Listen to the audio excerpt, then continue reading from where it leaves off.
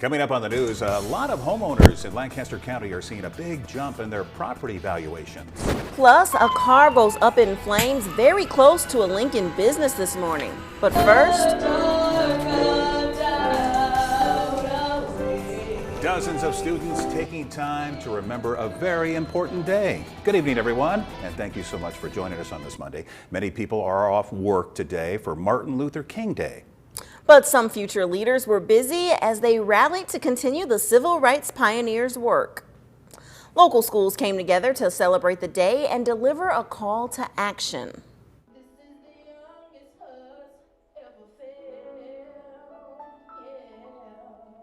It was a day of remembrance from local elementary and high school students for the late Reverend Dr. Martin Luther King Jr. His life, his legacy, his dream, but more importantly, the work these young leaders are committed to. Unequal access and opportunity is the business of all of us. Through the sacrifice of time, pain, blood, and steel, to make sure people after us can have it better.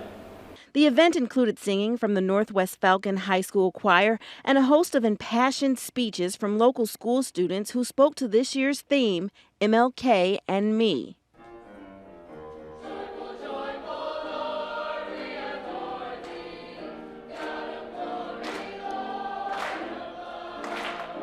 MLK Youth Rally organizer and alumni Brittany Hodges-Bokovac has been a part of the program since she was 14 years old.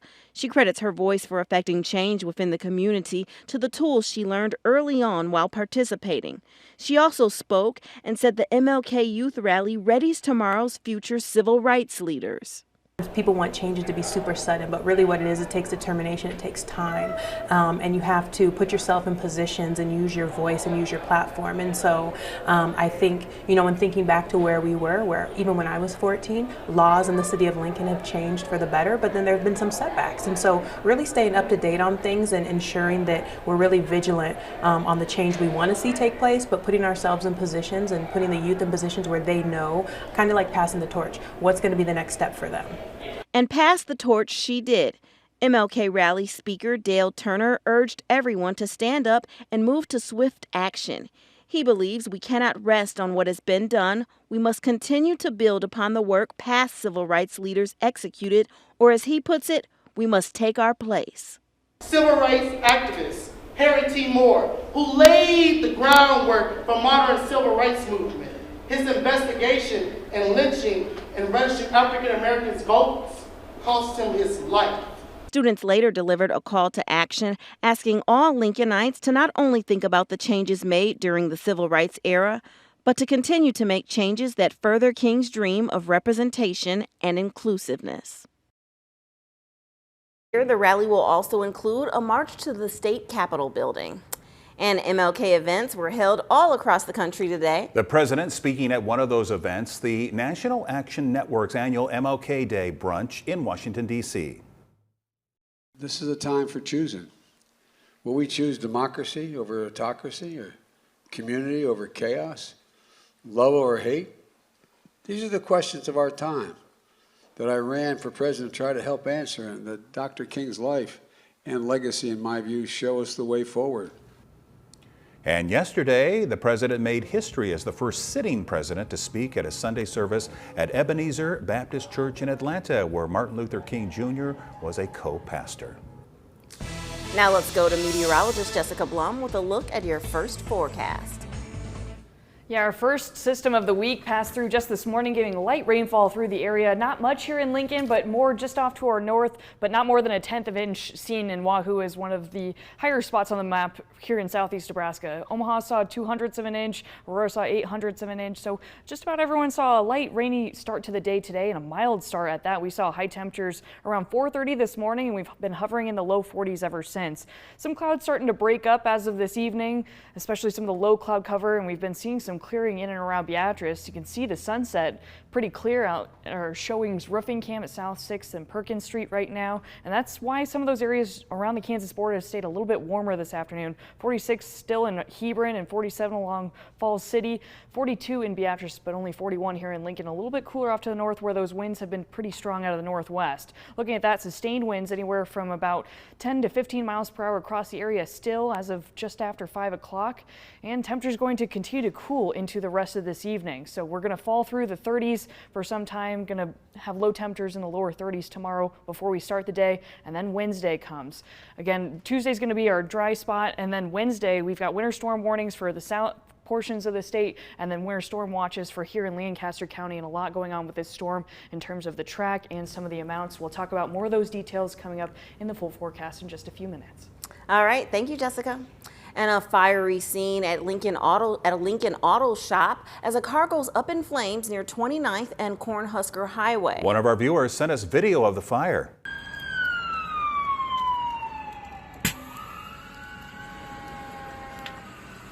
It happened in the front of House of Mufflers and Brakes around 6 a.m. today, closing off westbound lanes for about 45 minutes. Late this afternoon, we did get an update from Lincoln Police. They tell us the car hit the median there and then a curb, coming to a stop in the parking lot and then starting on fire. It never hit the building. The driver was ticketed for DUI and negligent driving. And 2 vehicles crashed at 9th and K this afternoon. It happened around 3 p.m. 4 people were taken to the hospital. 1 person had to be extricated from the vehicle. We're told the injuries were not life-threatening. Now, the intersection was closed for about 30 minutes. Police are still investigating what exactly caused it. Property valuations in Lancaster County have gone up again, and it has a lot of people talking. Many people just received notices showing their home's valuation going up quite a bit. In some cases, anywhere from $50,000 to more than $100,000. A local realtor says she's seeing an average increase of 13 to 18% this year. That means property taxes will also go up for those who are seeing an increase. You can fight those proposed increases. If you're not happy with your assessed value, not only can you go online and file an appeal, but there's one more thing you can do, and you can talk to an appraiser. So you can have an independent appraisal on your house. It will cost you. It's between $500 and $700. You can have an appraiser come through your house, file their own report, and that can be used as an appeal with the city. If you're looking to file an appeal of the valuation of your property, you have until February 1st to schedule a meeting or valuation review with the county. So if you are going to get your place appraised, you should schedule that before the 1st. And a new bill proposed in the legislature aims to give free meals to Nebraska students regardless of income. Channel 8's Veronica Bretto joins us here in the studio with more on this bill and how it will benefit children in our state if it's approved. Veronica? Bill 99, introduced by Senator Michaela Kavanagh, says school breakfast and lunch programs are integral parts of Nebraska's educational system. The Hunger-Free Schools Act would provide free breakfast and lunch to all students, no matter how much money their family makes. Students in our state received free lunch and breakfast during the pandemic, but the program has now come to an end. The Food Bank of Lincoln say 1 in 7 children in our area suffers food insecurity. They say this bill will help families struggling with inflation. Because it really puts the focus back on learning that, okay, we are here to learn. We're not here to worry about who's paying for lunch, who's not paying for lunch. How are we following up all of this? And so, of course, you know, we look forward to the possibilities of what this means. Lawmakers in both Missouri and South Carolina are pursuing similar legislation, and Colorado already approved its measure. This is the second time Senator Kavanagh introduced a similar bill. In the past, the legislature ran out of time to vote on it. I will have more on this tonight at 6 o'clock. All right, Veronica, thank you for that report. A Nebraska senator is proposing an amendment that would give the governor control of the education department. State Senator Joni Albright's proposal would also eliminate the Nebraska State Board of Education. According to the Nebraska Examiner, the amendment would erase the board's role in setting or guiding K-12 policy. That would allow the governor to hire an education commissioner to assume that role. Albright says she thinks the Department of Education would be more responsive to lawmakers if its employees were under the governor's purview. We'll have more on this story at 6 and 10 tonight. Meanwhile, Governor Jim Pillen will announce the introduction of his education priority bills tomorrow morning. We're told that could include the State Board of Education health standards, the 1619 project, and critical race theory. As a Nebraska Regent, you might remember Pillen proposed a resolution opposing CRT in university curriculum. However, that measure was eventually voted down.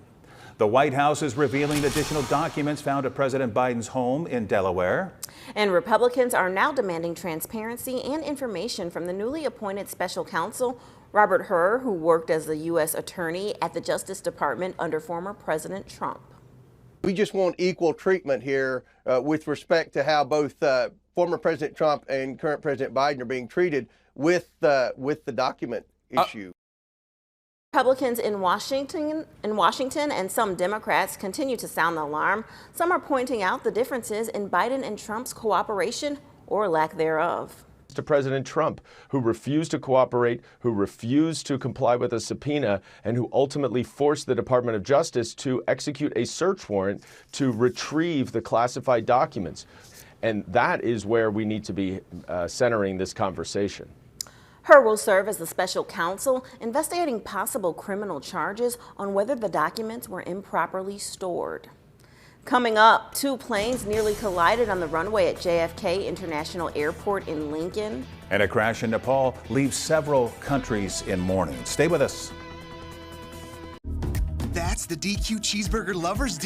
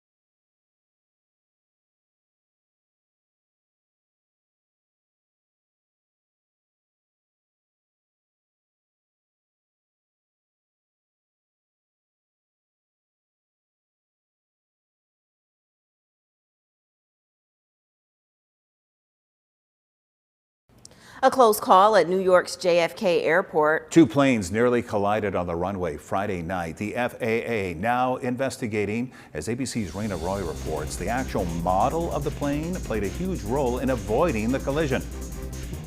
With seconds to spare, an air traffic controller sounding the alarm to avoid what could have been the worst aviation disaster in U.S. history. Delta 1943, cancel takeoff clearance. Two planes nearly colliding at New York's JFK Airport over the weekend.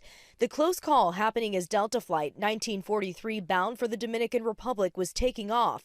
American Airlines Flight 106 headed to London, apparently on the wrong runway, crossing in front of the Delta jet, according to the FAA. The Delta pilots slamming on the brakes, believed to be traveling at 115 miles per hour when it came to that sudden stop. All right, then, 151 passengers and crew on board. All of a sudden, there was a noise. The brakes were activated. All the passengers were thrust forward. The Delta plane stopping just 1,000 feet from the other aircraft. Experts say the Delta Boeing 737 has a slower takeoff roll than other jets to get airborne. If it was any other plane, this could have been a much different outcome. The 737-900 that Delta was operating is a smaller aircraft, so it didn't need the full acceleration at that point. The FAA has already launched an investigation. The NTSB planning to do the same. Human error was involved. So the real key here now is to find out by whom, what were the circumstances, but most importantly, finding ways to put procedures in place to make sure that it never happens again. American Airlines declined to comment, deferring to the FAA. Delta responding, saying in part, the safety of our customers and crew is always Delta's #1 priority. We apologize to our customers for the inconvenience and delay of their travels. Raina Roy, ABC News, New York. And other aviation news now. Around 100 people lit candles at a gathering in Kathmandu today. It's in memory of the victims on board a Yeti Airlines flight that crashed on Sunday. The plane was carrying people from 8 different countries. Video provided by the Nepal Army showed rescue efforts as officials tried to move debris at the crash site. Officials say they have recovered both black boxes from the plane in good condition, but it's still too soon to know exactly what caused the crash. Now, your Storm Alert team forecast with meteorologist Jessica Blum. Well, with our winter weather event a little less than 48 hours away now, some of the most recent news I have for you includes a winter storm warning that has now been issued for central and southwestern portions of the state starting Tuesday night and going through Wednesday. This is because confidence has been increasing in some imminent heavy snowfall that is likely to expand these portions of the state first before we see it reach eastern Nebraska. So surrounding areas still in a winter storm watch for now, including Lancaster County. And again, those timing based on Tuesday night through Wednesday night for southwestern portions of the state, and then we're going to see it start Wednesday morning through Wednesday night. So in terms of right now, though, we've entered a quiet period. We're going to be dry and uneventful through Tuesday, starting to see a little bit of a break in clouds, enough to see a little bit of a sunset out there right now, our Honda of Lincoln Cam, and we've been a little bit milder today. Temperatures in the low 40s across the area, if not the upper 40s in Falls City. Falls City's really been warmer throughout the day today, and a little bit cooler off to the north. Temperatures in the 30s and low 30s in O'Neill and Valentine right now, and seeing a little bit of snow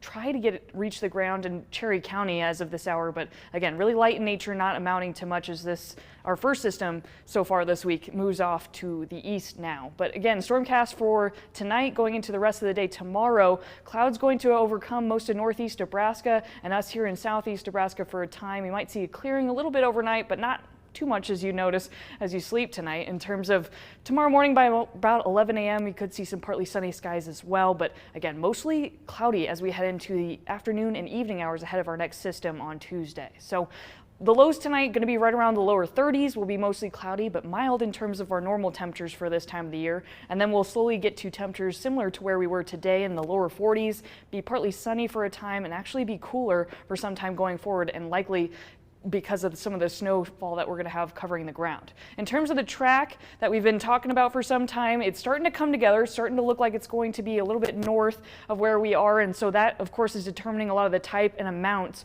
of whether we see, wintry precipitation and how much snow we're going to get on the ground. So we're likely to see a wintry mix here first, and the time of that and how much in terms of how much of the lower atmosphere is pretty warm and what type of precipitation can fall and for how long is going to determine some of those amounts, and that's why a lot of our snow totals here in Lincoln still vary quite a bit. So I'm going to show you the first version of one of our models and how this system looks. First off, heading into Tuesday night, we're seeing it start in western portions of the state. It starts to overcome and come into some of the southeastern portions of the state by early Wednesday. It's about 8 a.m. We're starting to see a wintry mix start in some spots near the Kansas border. And again, it starts to creep up north by about the afternoon hours, and that's when we could start to see a wintry mix turn into some snow. Again, some rain possible in extreme portions of southeast Nebraska before a complete changeover into snow by Wednesday evening. So for how long that lasts is still uncertain, but most of this track giving us significant snow, as you can see from the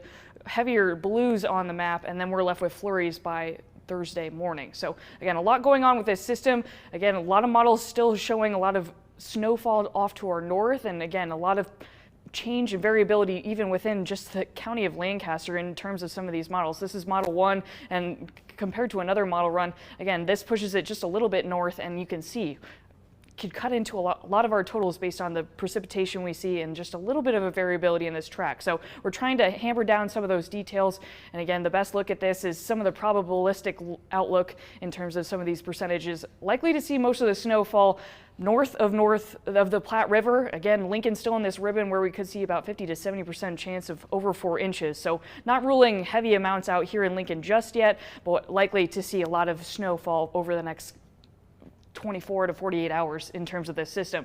And then factoring in that snowfall on the ground, we're likely to see cooler temperatures heading into the weekend, and we really dry off in terms of these temperatures, and we don't have a lot of precipitation in the long range outlook, but temperatures going to be more near normal for this time of the year behind this next system come Wednesday, as snowfall starts really early in the morning for us on Wednesday, and we could see a wintry mix first. Of course, some more details to hammer out that we'll be looking at over the next 24 hours. Yeah, Jessica, we were talking about this earlier. There's so many different variables of where this could go, as you've mentioned. So we know you and everybody else here will be keeping a close eye on it and keeping our viewers updated, both online and on air. Yes, Thank you, Jessica. We'll be right back. With so much at stake, more Americans turn here.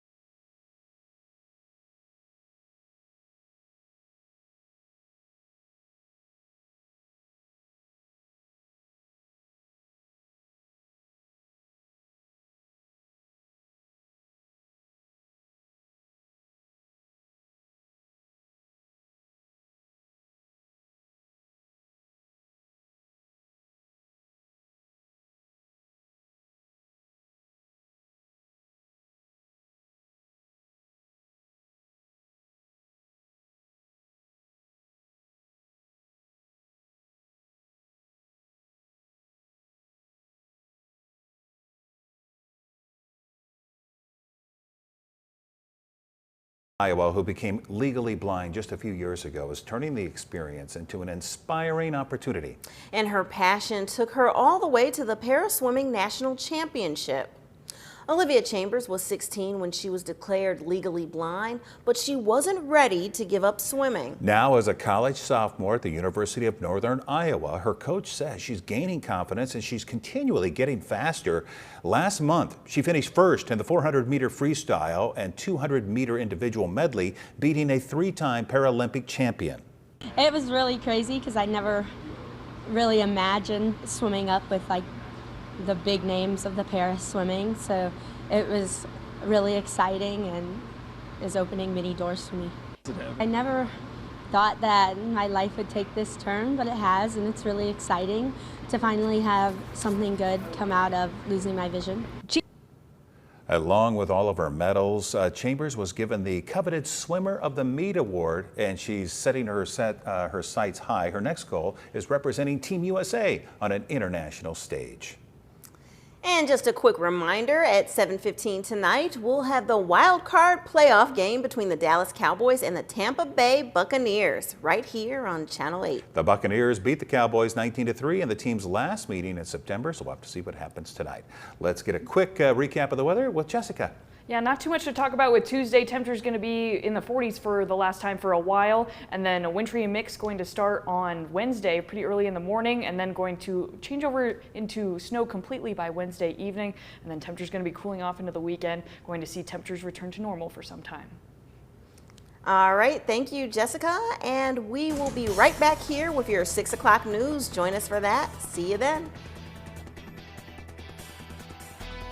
With the Channel 8 News mobile app, you'll be the first to know. Get alerts about breaking news and weather, all in the palm of your hand.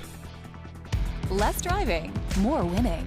Warhorse Casino Lincoln is now open at Highway 77 and West Denton Road.